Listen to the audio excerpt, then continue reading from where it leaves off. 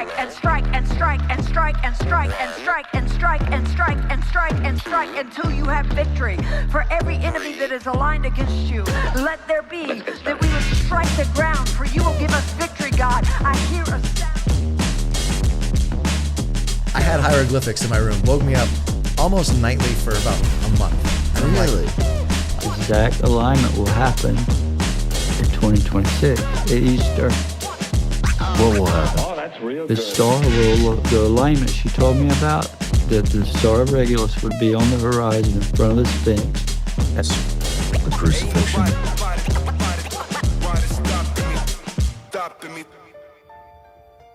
Do you have?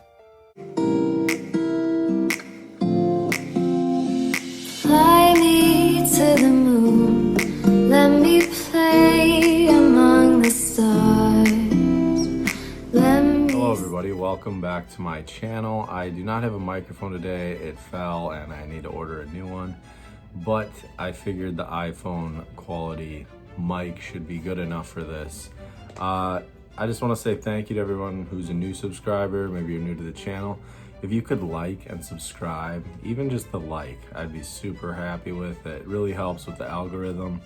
The algorithm on YouTube is pretty tough, I think, when you compare it to things like X.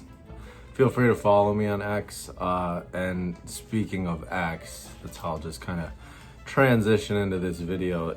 My timeline, it's amazing what I see on my timeline. You know, you have Dr. Greer posting his pictures of aliens, doing a podcast with everybody. You have Trump's faith advisor. Strike and strike and strike and strike and strike and strike and strike and strike and acting crazy, you know. You see all these videos, whether it's Chris Bledsoe talking about the orbs, or, you know, all these different podcasts we get information from. I'm basically just curating it all into one place as I try to dive deep into understanding what is the original source material, what is the oldest text that we have, and are they similar? And today's video, that's what I'm gonna go into. I'm gonna go over a few different topics, some Sumerian stuff. I wanna talk about the Morning Star.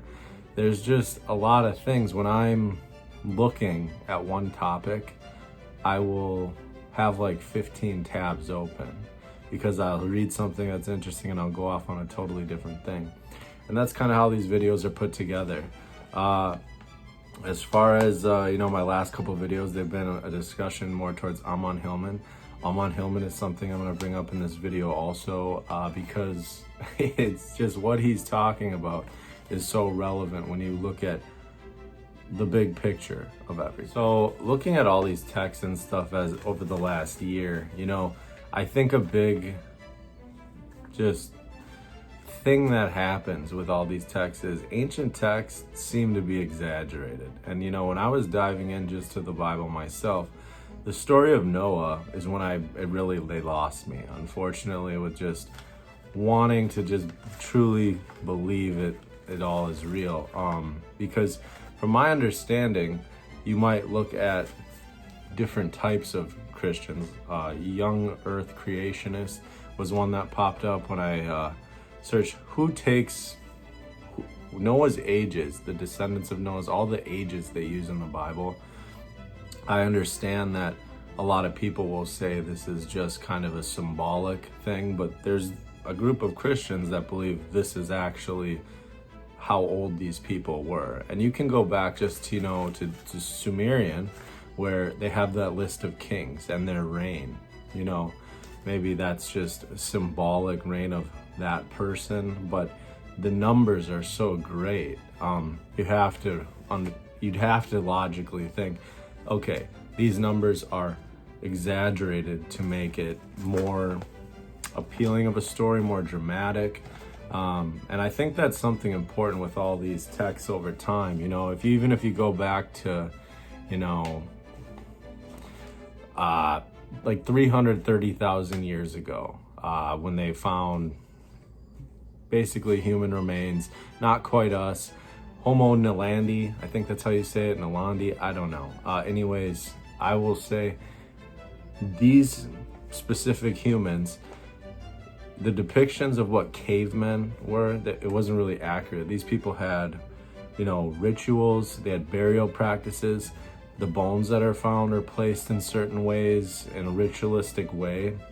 And just even to that type of human, the adaptation to think, okay, our consciousness has been growing for quite some time, and over time, if you get an original text that's a great story and someone is a little bit ahead of their time and can write and read in a time where not everyone can, they are the god of that manuscript they create. So their interpretation is, you don't know if it's accurate. You have to go off faith. And if you've ever heard of the telephone game, you play it probably 5th, 6th, 7th grade, somewhere in there. You whisper in one person's ear and they have to say the same exact story. And by the time it's to the 20th person, you have a completely different story.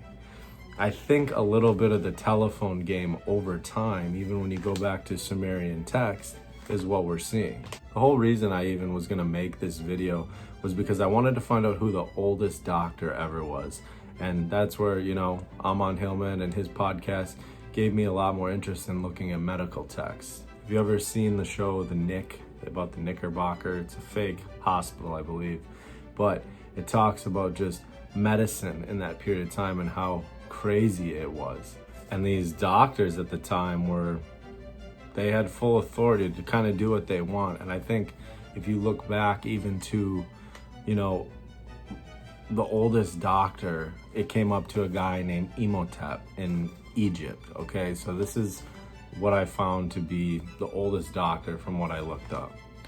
So Imhotep was known for being a great healer, incredibly intelligent, basically solidified his place in history just for how much information there is about him, for how long ago he lived. And when you think of the God complex, you think of these types of careers that do have God complex. It's not in the DSM-5, but God complex, I believe, is a real thing.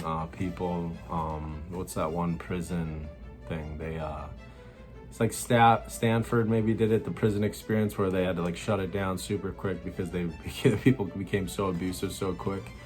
Same deal. For the God complex, also, when I did look this up, these are the professions that are most likely to have God complex. Surgeons and physicians, CEOs, lawyers, politicians, academics and scientists, artists, and therapists. The actual thing that I was basing my information off of, where I was like, wow, they had tooth decay stuff and back in Sumerian.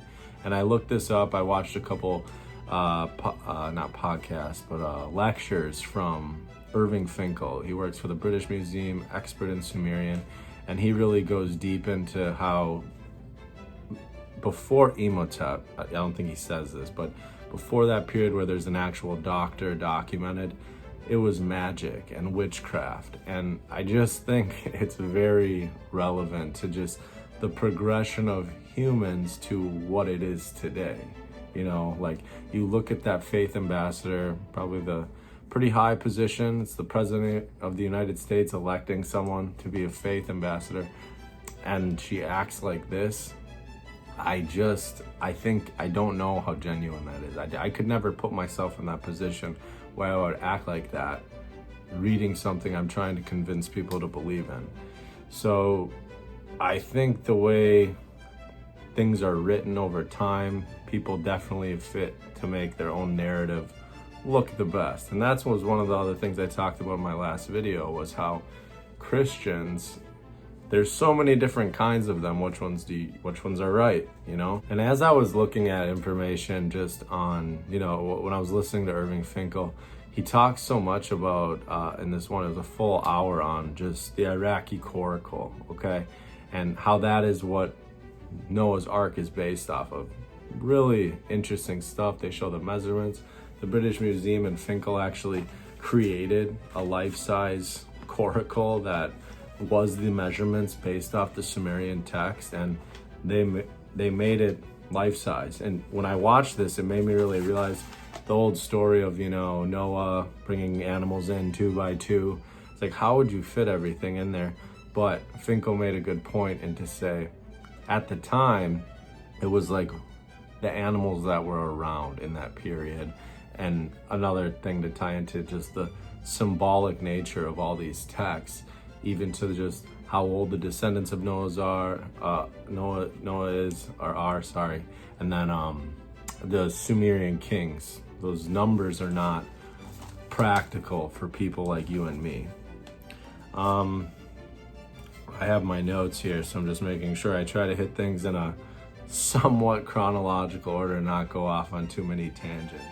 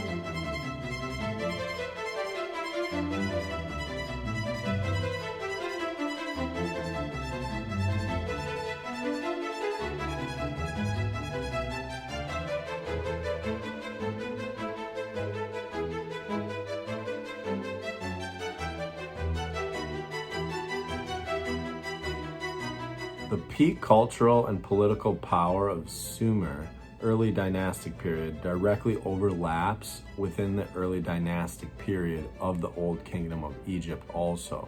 There's plenty of evidence of trade, technologies overlapping, there's evidence of trade. And as far as proximity, they're not extremely close, but from what my understanding is, the Red Sea and other trade passages would make this likely, and there's evidence that it did occur.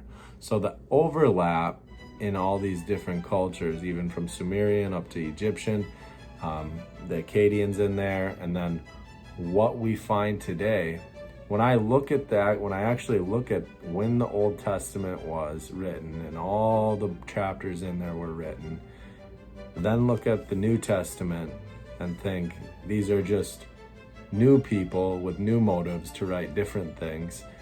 We're getting just watered down stuff here. And I looked up a stat I talked about in the last video. I think I said I saw a video that was 99% of Sumerian cuneiform isn't translated. And when I looked it up, it looks like it's actually 85 to 90%. And, I think a lot of it is like bookkeeping, economy type stuff, but if they're not translated, you really don't know what's in there. I can understand they have good tabs on a lot of it, but even the Sumerian that we do have, when you see all the connections with all these other stories and cultures, it almost is just like ancient plagiarism in a way. And I mean, it's hard for my mind not to go to that place. So you can see how one might ponder why you just believe in the most recent stuff.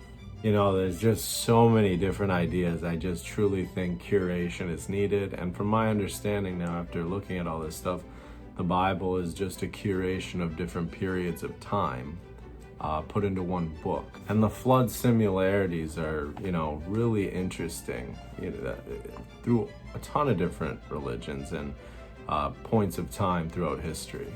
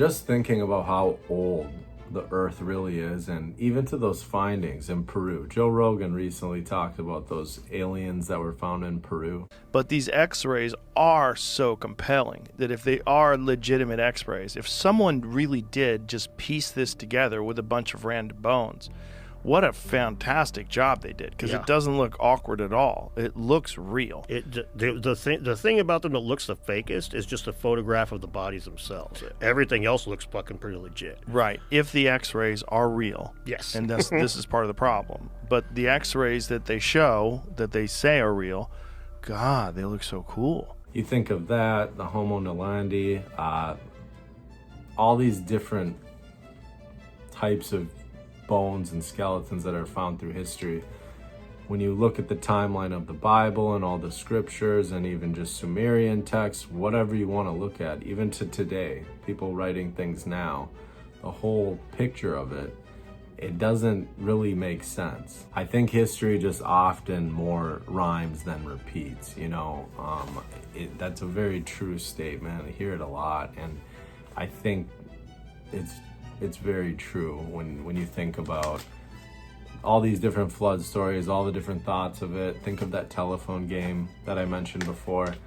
None of us were there, so none of us can say with certainty, and that's why I just think the Sumerian text is so important, because it's the original source that we have for now. And if all these other stories can come out of Sumerian text or Akkadian, why wouldn't that be taken more seriously than the translations of it over time? And I never have thought like, oh gosh, the translations are word for word, that must mean it's more accurate or not. I don't think that really has any validity on anything. I always hear Joe Rogan say that too about Bob Lazar.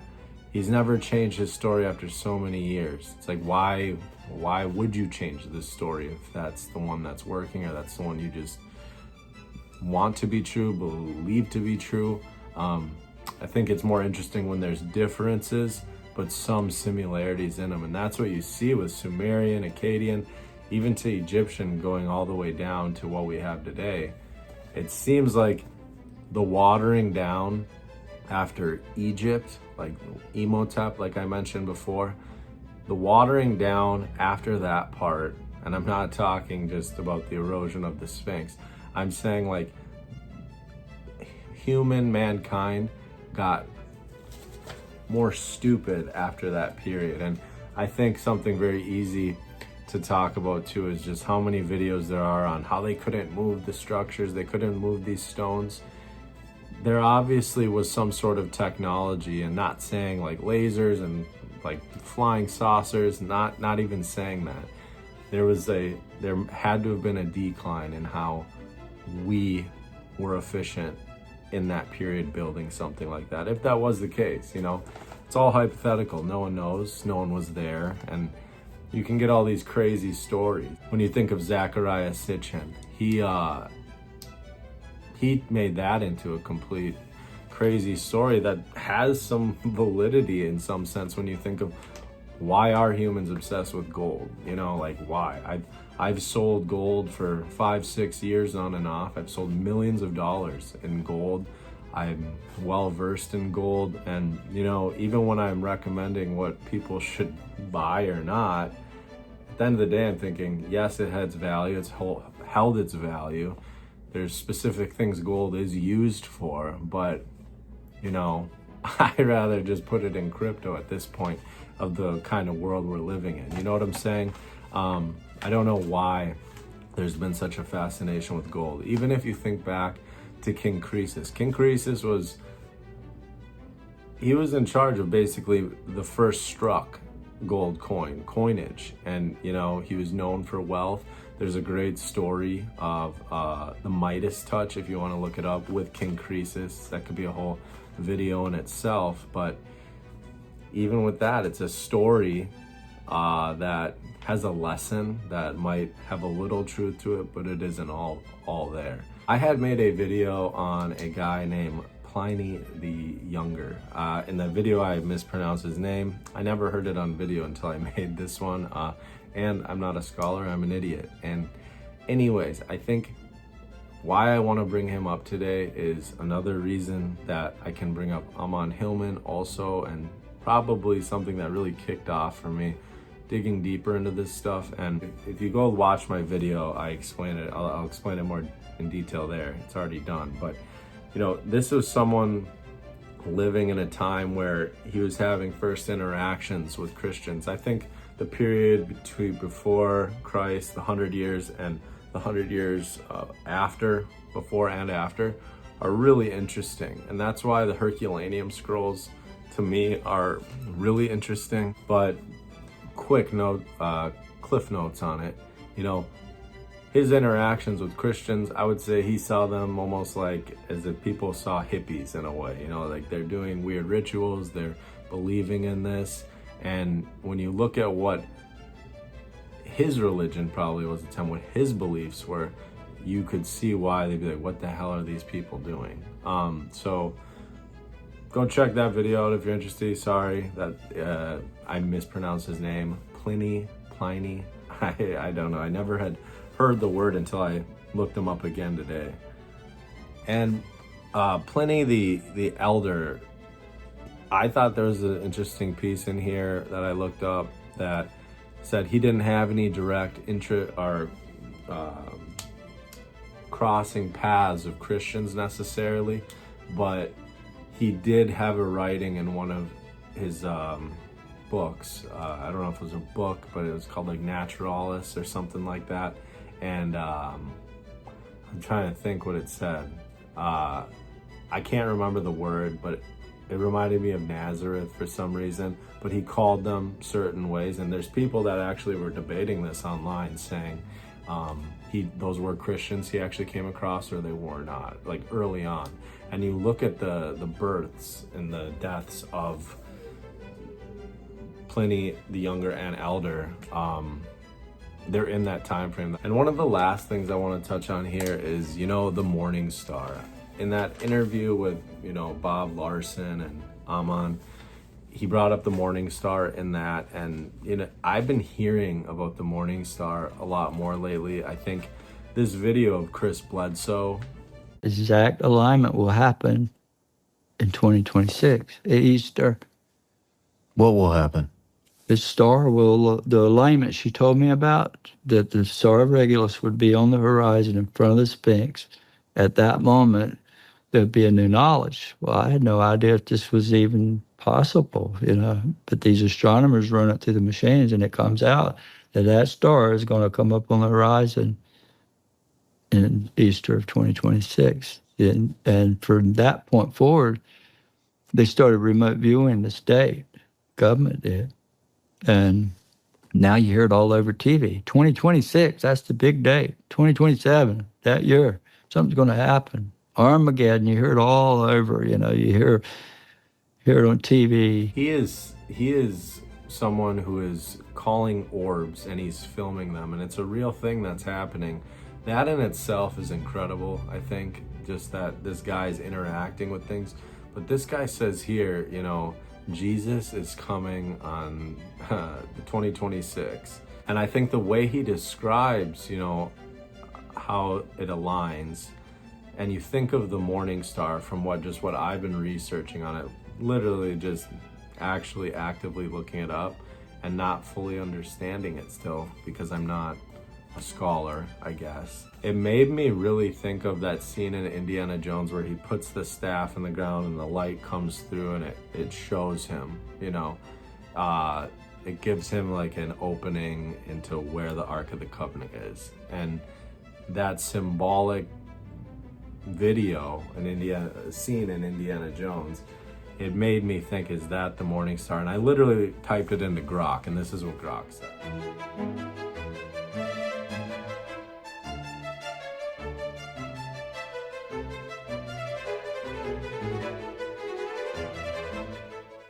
Akkadian scripts mentions Nibiru, and Nibiru, from my understanding and just my interpretation of it, it aligns with the Morning Star. I typed that into Grok also. You have people like Linda Ford acting like this when they talk about just the resurrection of Jesus Christ. Have you tried to look into religion at all? Such as the crucifixion?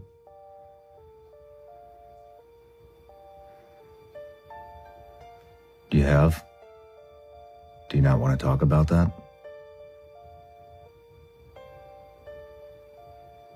Okay.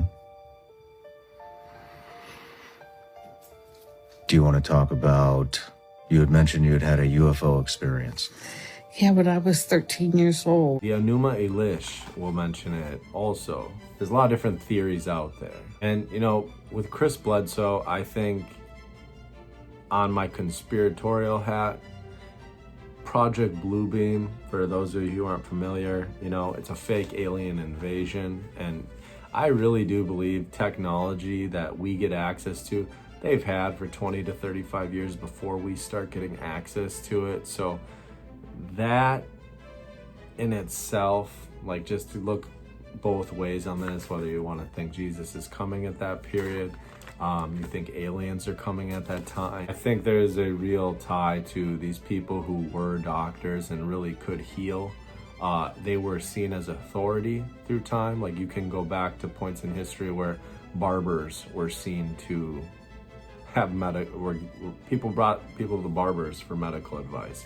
So I think when people are actually healing people, whether it's magic or it's not, you're going to get authority from it. And the more that happened over time, I think, and people did turn more into just, you know, wanting other things other than what their job was.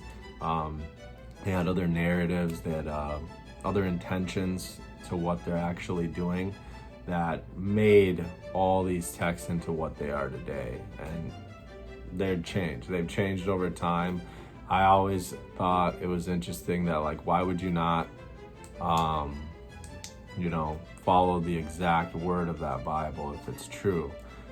Just because time goes on, it's like, why are you watering it down just to fit what's modern and acceptable now? I think if you really are believing this, you have to stick to the word as much as possible. If you're really going to say you have to have faith in this, you know this is to be the thing that is true. I think the dismissal of where this text comes from or isn't talked about enough is a real big part of why I find Amon Hillman so interesting, why I find all these different types of people investigating things so interesting, and me myself now, just really, I wish I had this drive when I was actually in school with different topics, but I think there's a real question I have myself with just what the hell actually is going on. Here's the trippiest part. All right, so I had hieroglyphics in my room, woke me up almost nightly for about a month. And I'm like, I mean, writing walls, but lit up. So I'm like, all right. So I went and I invested in blackout shades. Got everything to where there was no light in the room. And I put clothes everywhere and stuff and just like threw stuff everywhere, like bells and different stuff. And I'm like, all right. Because obviously, and then I put a Sharpie and I just chucked it off the wall. And I'm like, the room's pitch black. Yeah. I'm like, all right, this will prove to me that I can't, like, that the room doesn't light up with hieroglyphics at night. Yeah. So about a week in, wake up, full rooms all lit up, hieroglyphics. I'm like, so you feel like you're waking up and then you're looking and there's stuff on the walls. Yeah, it's like writing, but it's like a movie. I'm sure I just saw a movie somewhere, but so I got like basically like it looks like I'm inside an Egyptian like like a pyramid. Yeah. And I got there's hieroglyphics all over the wall, and I'm like, all right, room's lit up. So I get out of bed and I walk around and I go back in the corner and pick up the Sharpie. I'm like, yeah, room's definitely lit up. Found the Sharpie, walk back, put the Sharpie to the wall, and the room goes black. Right as I was starting to write my first line. Because I was going to Sharpie the whole room up for like a Beautiful Mind kind of thing. Like start, I got to see if they mean anything. But from that point on, I'm like, all right, somehow I was able to get up in my sleep and find a Sharpie that I threw across the room in the dark without tripping or hitting anything. Well, maybe I did. Maybe it was like, what was that movie where the guy drives the Lamborghini back and then he was like, yeah, it's fine. Wolf of Wall Street. Yeah. That could have been me. So I got no video proof of this. But anyway, so yeah, I've just gone to the theory that I have some screws loose, and they've been loose since before I had my first concussion, and I'm all right with that. If you enjoyed this guy too, like, you got to think he's jumped out of planes without parachutes, like really like one of those dudes who needs adrenaline, and I would imagine he has a different level of consciousness with certain things. Same thing with like Alex Honnold, the guy who climbs with no rope. Certain parts of his amygdala like are different, but when you have those extreme experiences or like near-death experiences, I do think you probably gain some new level of consciousness. So I think that's interesting with Pastrana, what he's saying, that he sees hieroglyphics. Who knows? Another reason why I just like curating all this stuff, having it in one place, because when you have these experts talking together and they both believe in the same thing, you're not really getting anywhere. You need to have all these different ideas compiled in one thing, because you'll debate these different periods of time, Sumerian, Akkadian, Egyptian, but like, I don't think many people actually look at like a timeline and see like, okay, well, this is actually where this all fits in. Because that's when I really started being like, wow, I really don't, I know about periods before Christ, AD, whatever you want to say, BCE. I could get why people don't look at that stuff, but without understanding of that, I think people are just hearing numbers. But seeing it all, it's like, man, it does make sense why they would get this story from this story from this story. And it's all a little bit different, but all kind of the same. All right, I hope everyone has a great evening. It's evening for me right now, it's getting there. And I would just really appreciate you guys if you hit like, subscribe. The comments are incredible. Probably the comments are why I've been making another video, because there's people who are truly interested in the same topics that I am. So if anyone has anything to add in the comments also, or something I should look up, something I'm wrong about, I would love to hear that. Other than that, I hope you guys have a great day. Fly me to the moon, let me play